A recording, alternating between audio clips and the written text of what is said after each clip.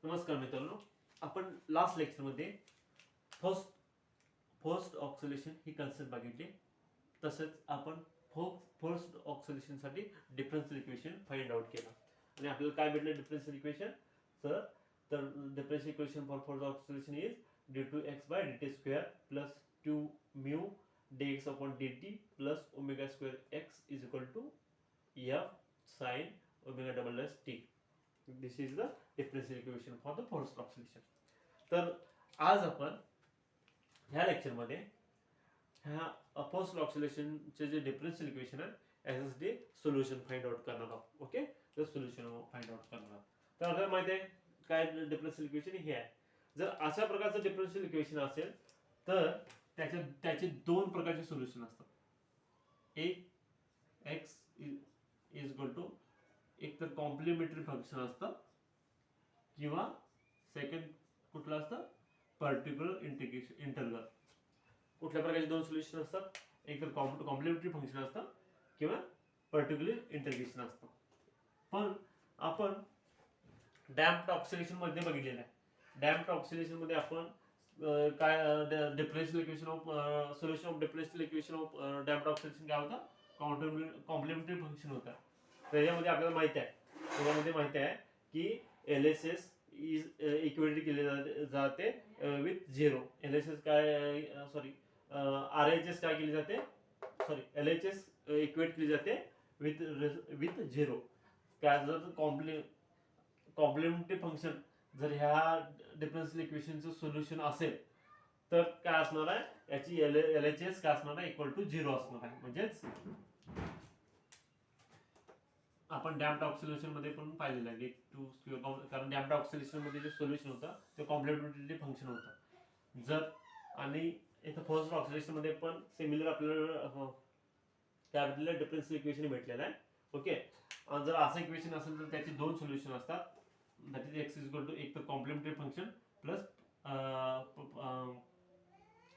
Particular integral असतं. बरोबर आहे. ओके, मग जर ह्या डिफरन्शियल इक्वेशन जर कॉम्प्लिमेंटरी फंक्शन असेल तर काय असणार आहे, त्याची LHS इक्वल टू झिरो असणार आहे. म्हणजेच d2x by dt square 2 mu dx upon dt plus omega square. आणि जर असं असेल तर आपण डॅम्प्ड ऑक्सिलेशन मध्ये बघितलेलं आहे. जर असं इक्वेशन असेल तर आपल्याला माहिती आहे की याचं सोल्युशन जे आहे याचं ते काय असतं, I think x is equal to a e raised to x e raised to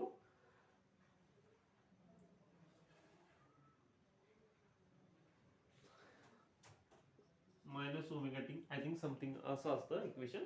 okay, sorry omega T not mu T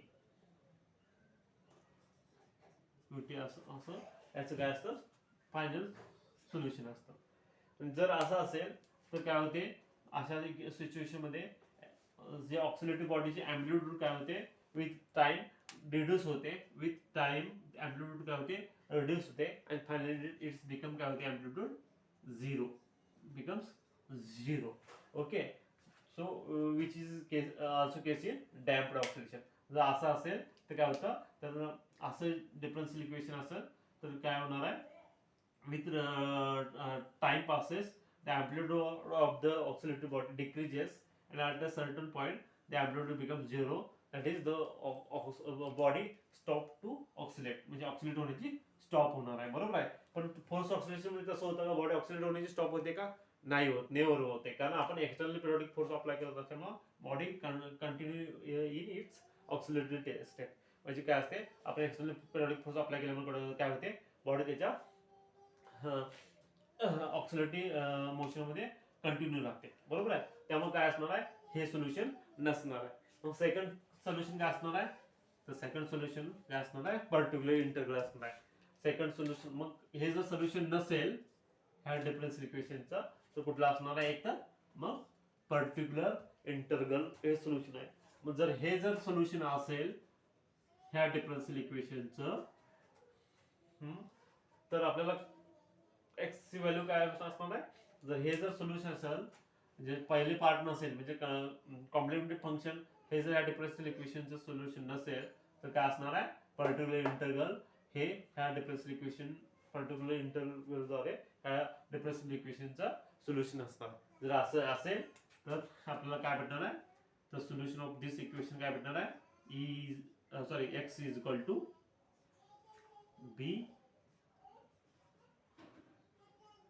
b sin omega double dash T minus theta. हे काय असणार आहे, सोल्युशन ऑफ दिस इक्वेशन. हे काय असणार आहे, solution of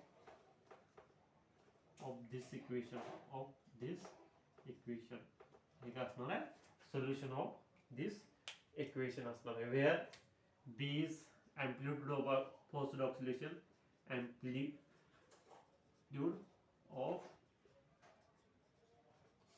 forced oscillation. हे omega सांगितलं, ओमेगा डबल डॅश काय सांगितलं, frequency of forced oscillation. This theta is phase difference. this theta काय डिनोट करतोय, phase difference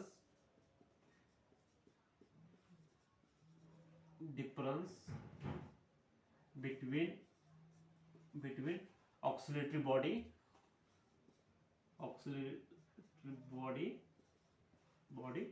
and external force. Okay, हे असेल तर काय करणार, तर हे काय, हे पर्टिक्युलर इंटरव्हल हे जर ह्या डिफरन्शियल इक्वेशनचं सोल्युशन असेल तर त्या पर्टिक्युलर इंटरव्हल नुसार x is equal to b sin omega double dash T minus theta हे काय असणार, ह्या डिफरन्शियल इक्वेशनचं सोल्युशन असणार आहे.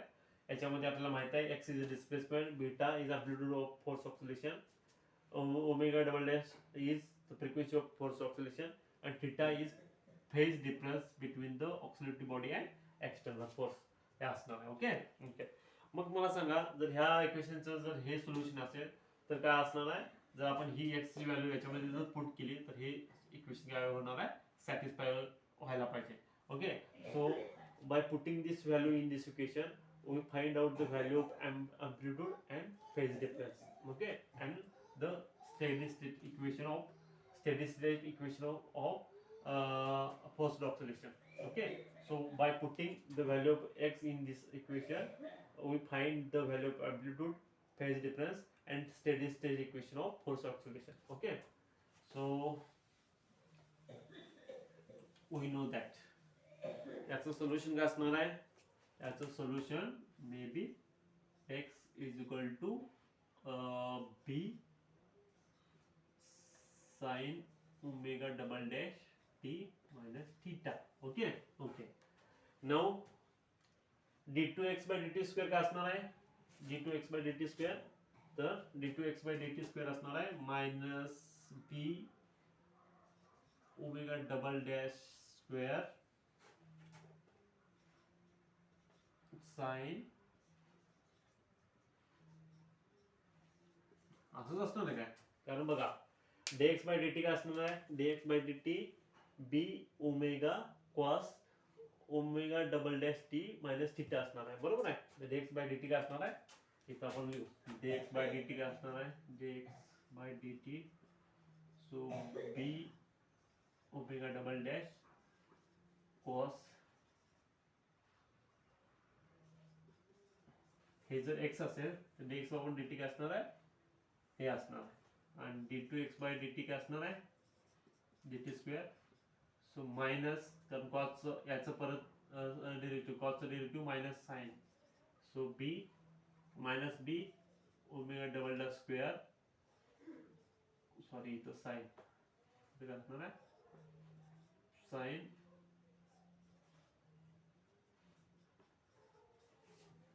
बघा, मी परत एकदा एक्सप्लेन करतो. Suppose x is b sin omega double dash T minus theta असेल तर dx अपॉन dt काय असणार आहे, so derivative of this term means derivative of main function काय असणार आहे, b कॉन्स्टंट आहे म्हणजे b तसाच राहणार, sine omega double dash T minus theta main फंक्शनचं डेरिव्हेटिव्ह काय असणार, साइन थिटाचं derivative cos omega t cos omega double dash T minus theta असणार आहे. Okay okay. आणि डेरिव्हेटिव्ह फंक्शन ऑफ फंक्शन म्हणजे omega double dash t t ह्या टर्मचं डेरिव्हेटिव्ह काय असणार आहे again omega double dash. Okay. ह्या फंक्शन म्हणजे ह्या फंक्शनचं पहिला आपण काय केलेलं आहे, डेरिव्हेटिव्ह मेन फंक्शन काढलेला आहे. बी हा कॉन्स्टंट आहे. मेन फंक्शनचं डेरिव्हेटिव्ह म्हणजे sign omega double dash T minus theta काय असणार आहे, साइनचं डेरिव्हेटिव्ह काय असणार आहे कॉस म्हणजे cos omega double dash T minus theta असणार. ओके. अगेन काय असणार आहे, डेरिव्हेटिव्ह ऑफ फंक्शन म्हणजे ह्या फंक्शनचं डेरिव्हेटिव्ह काय असणार आहे ओमेगा डॅश. तो ओमेगा डॅश म्हणून काय असणार dx upon dt B omega double dash cos into bracket omega double dash T minus theta. Okay. Again we did second derivative of this equation. काय असणार सेकंड डेरिव्हेटिव्ह, परत याला आम्ही derivative केला म्हणजे D two X by D T square काय होणार आहे बी कॉन्स्टंट आहे. ओके. बघा आता काय होणार आहे, पहिला ह्या मेन फंक्शनचं होणार आहे. मेन फंक्शनचं डेरिव्हेटिव्ह असणार आहे cos derivative minus sine minus sine cos थिटाचं डेरिव्हेटिव्ह काय मायनस साइन थिटा पण कॉसचं डेरिव्हेटिव्ह मायनस साइन थिटा म्हणून मायनस इथे लिहिलं आहे sine theta sine omega double dash T minus theta. Okay. आणि परत काय असणार आहे डेरिव्हेटिव्ह ऑफ फंक्शन म्हणजे याचं काय असणार आहे ओमेगा डबल डॅश येणार आहे. बरोबर आहे. ते ओमेगा डबल डॅश बाहेर येणार आहे. ते ओमेगा डबल डॅश आणि हे ओमेगा डबल डॅश काय होणार आहे ओमेगा डबल डॅश स्क्वेअर होणार आहे. ओके. नाव आता ह्या व्हॅल्यू आपण याच्यामध्ये पुट करणार आहोत. काय भेटतं बघू आपण. Okay. Theta plus 2 mu dx upon dt काय तर b omega double dash cos omega t minus theta. Okay. मी काय करतो हे इरेज करतो. ओके. काय भेटणार आहे आपल्याला plus omega square omega what is X is B sine omega double dash T minus theta. Okay. Is equal to small F sine omega double dash theta. Okay. हे आपल्याला इक्वेशन भेटणार आहे. So आपण हे इक्वेशन सॉल्व्ह करण्यासाठी आपण एक काय व्हॅल्यू इनपुट देणार आहोत म्हणजे पुट करणार आहोत. पहिल्यांदा फर्स्ट आपण we put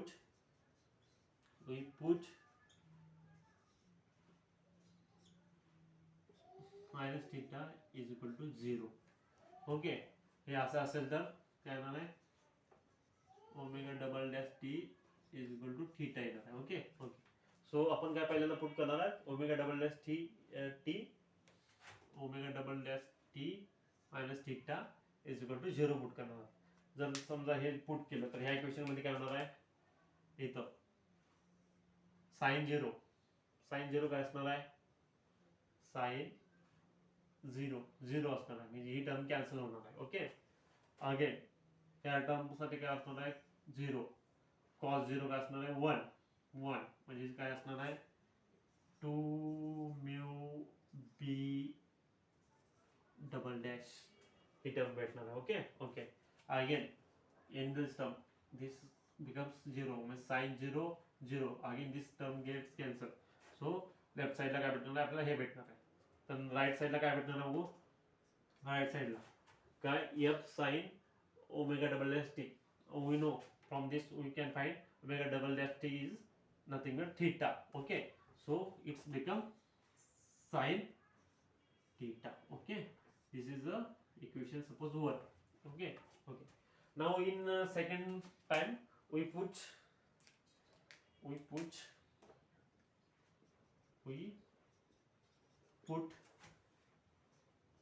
omega t minus theta. Okay. Is nothing but pi by 2. Okay. Okay. So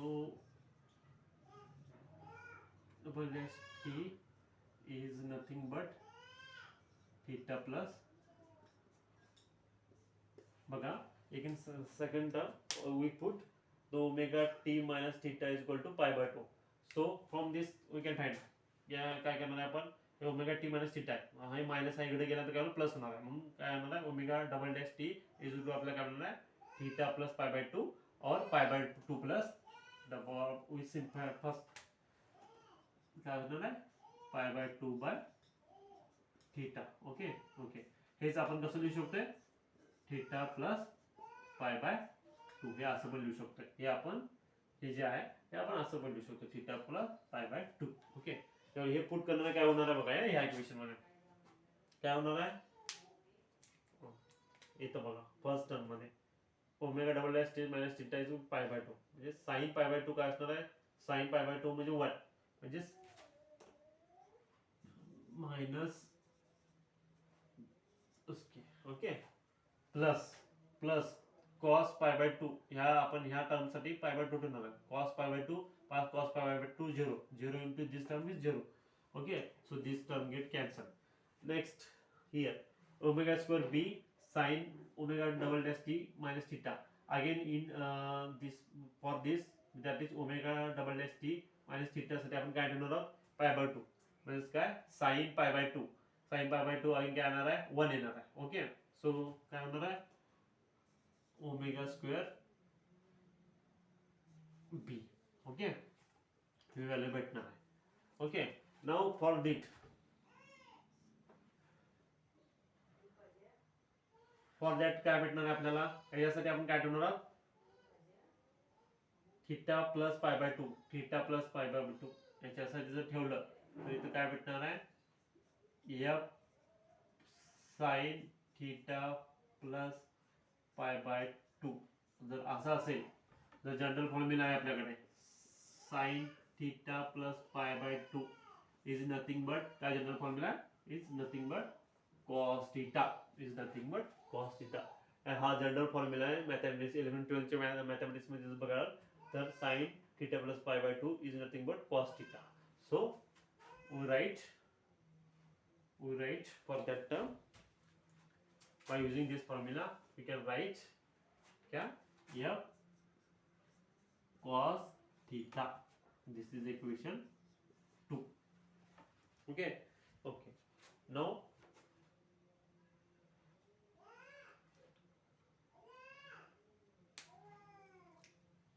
squaring and dividing the equation 1 by 2 squaring and adding the equation 1 by 2 काय करू आपण नेक्स्ट टाइम स्क्वेअर तो squaring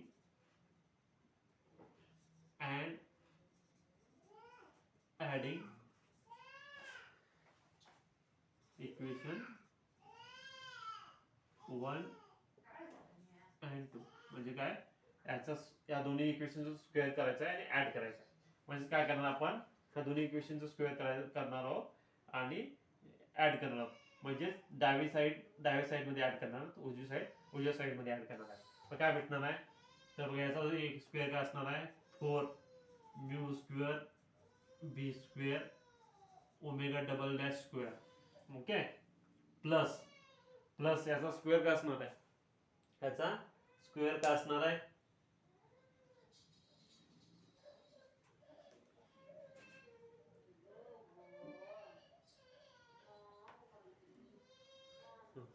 याचा square काय असणार आहे याचा square. Okay okay, we rewrite first this equation and then again this is not second equation we taken b as a common. Okay, and what happened square plus omega square is equal to f cos theta.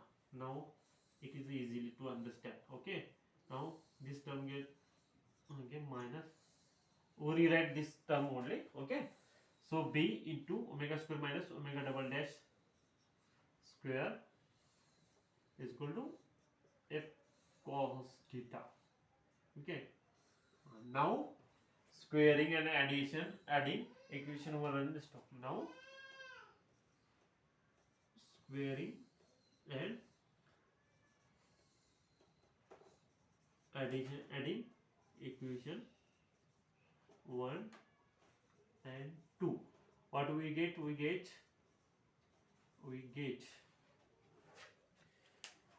काय भेटणार आपल्याला?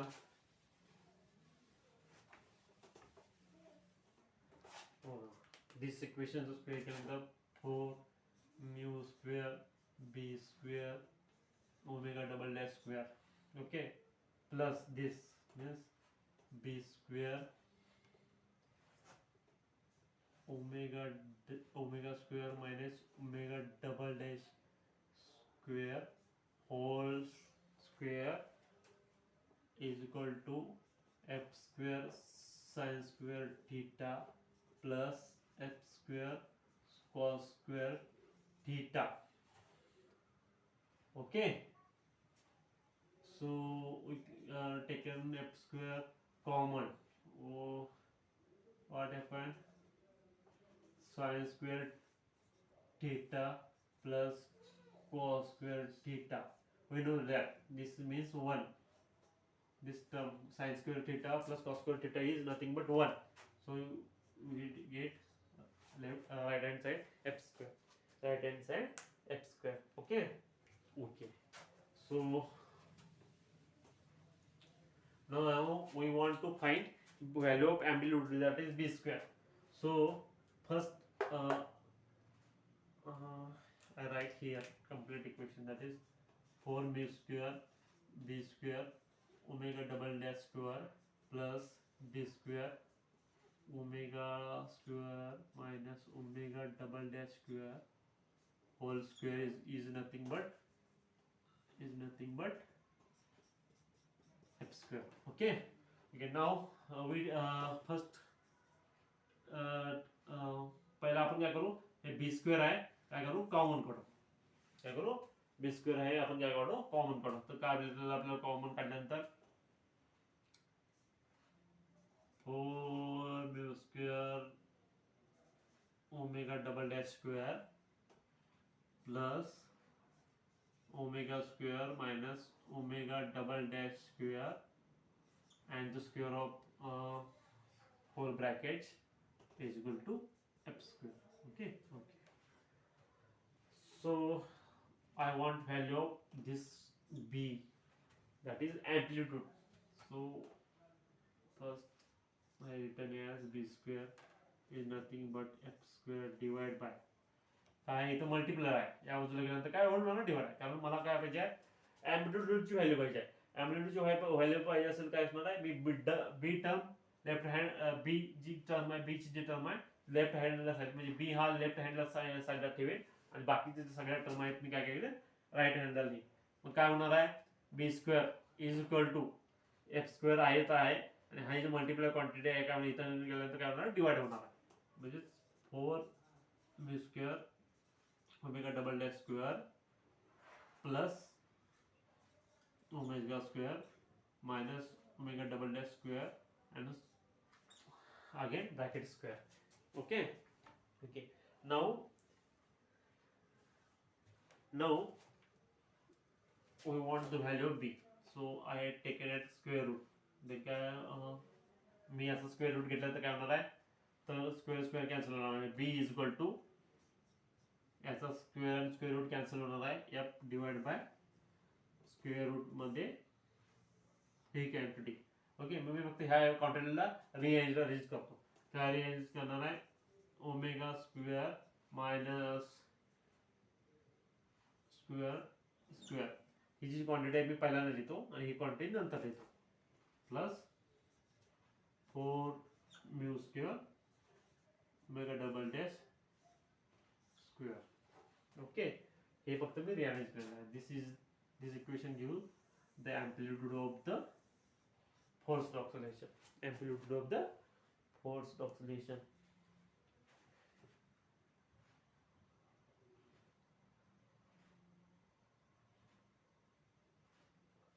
The amplitude of the forced oscillation.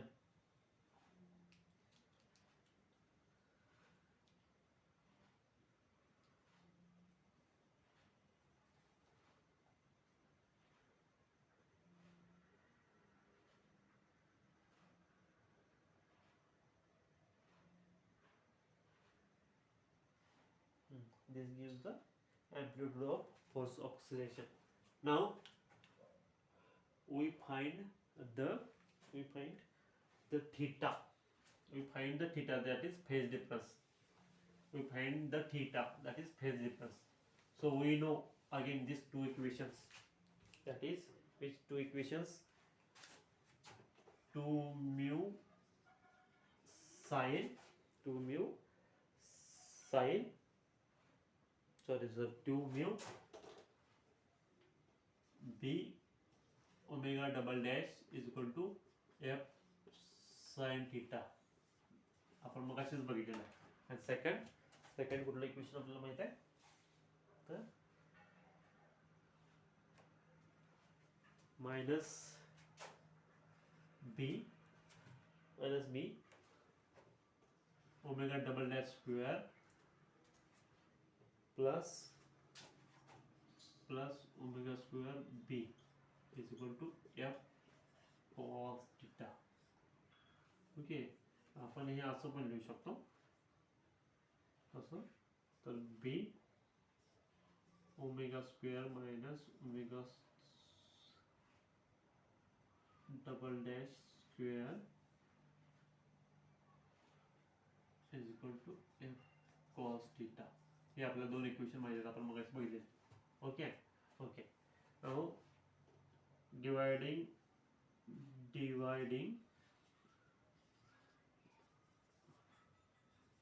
equation 1/2 we get, what we will get? Okay, 2 mu b omega double dash divided by this equation b omega square minus omega double dash square. Okay, now this is a we dividing equation 1/2 we get. मग आपल्याला 1/2 equation divide करायचं म्हणजे काय करणार आहे आपण? Equation आपण काय केलेलं आहे? 1/2 डिवाइड केलेलं आहे. 1/2 डिवाइड केलेलं म्हणजेच काय केलेलं आहे? तर याच्या डाव्या साईडला याची डावी साईड डिवाइड केलेली आहे आणि याची उजव्या साईडला याची उजवी साईड डिवाइड केलेली आहे. सो याची डावी साईड काय आहे? 2 mu b omega double dash, okay, divide by याची डावी साईड काय आहे? b omega square minus omega double dash square. याच्या डाव्या साईडला याची डाव्या साईड डिवाइड केलेली आणि याची उजव्या साईडला उजवी साईड. याची उजवी साईड काय? f sin थीटा जी उजवी साईड आहे आणि काय याची उजवी side? f cos theta. Okay. Now this f get cancelled. Now we know that sin theta divided by cos theta is nothing but tan theta. Okay. So आपल्याला माहित आहे ही quantity is equal to tan theta. So we want to find phase difference, that is theta. We want to find theta. So काय होणार आहे? theta find करायचं असेल तर theta is equal to nothing but he term इकडे गेल्यानंतर tan inverse ही term काय असणार आहे? 2 mu b omega square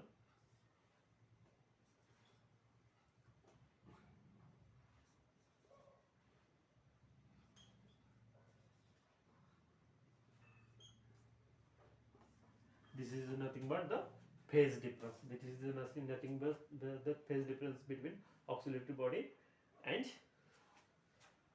this is nothing but the phase difference between oscillatory body and applied external.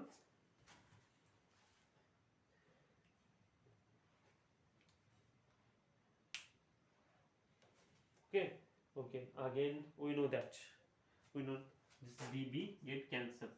So which is nothing but tan inverse 2 omega double dash divided by omega square minus, this is the final solution. आपण मगाशी थोडंसं चुकलो होतो काय, तर theta is tan inverse 2 केलं होतं, पण इथं परत बदलायला b कॅन्सल होतं. b कॅन्सल केल्यानंतर काय झालेलं आहे? Theta is equal to tan inverse 2 mu omega double dash divided by omega square minus omega double dash square. हे एक असणार आहे phase difference between auxiliary body and external force. Okay okay. So हे आपल्याला आज आपण काय बघितलं, फेज डिफरन्स आणि काय बघितलं, अँप्लिट्यूड काढले. मग आता आपण अँप्लिट्यूड ची व्हॅल्यू जी भेटलेली आहे ती पुट केल्यानंतर आपल्याला फायनल सोल्युशन काय भेटणार आहे. Final solution for the differential equation of force oscillation आपल्याला माहित आहे. काय सोल्युशन आहे, x is equal to b sine omega double dash T minus theta. Okay. आता आपण अँप्लिट्यूडची व्हॅल्यू काढलेली आहे, ती टाकल्यानंतर काय होणार आहे फायनल सोल्युशन, और आपण त्याला काय म्हणतो स्टेडी स्टेट सोल्युशन. बी ची व्हॅल्यू काय असणार आहे, बी ची value F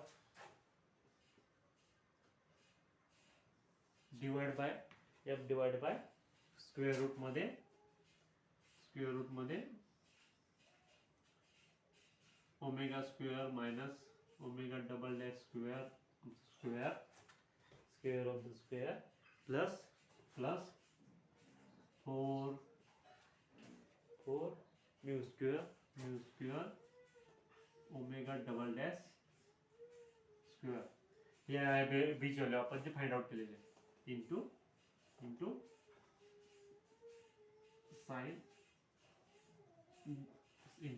sine omega double dash t minus theta, and this is called the steady state equation of forced oxidation. This is called steady state equation of forced oxidation. म्हणजे आपण जे solution काढलं होतं x is equal to beta x is equal to b sin omega double dash T minus theta, हे जे solution काढलं होतं आणि ते सोल्युशन नुसार त्या व्हॅल्यू पुट करून एक वेळ आपण थीटा ही व्हॅल्यू 0 कन्सिडर केली होती आणि एक वेळ आपण π/2 कन्सिडर केली होती.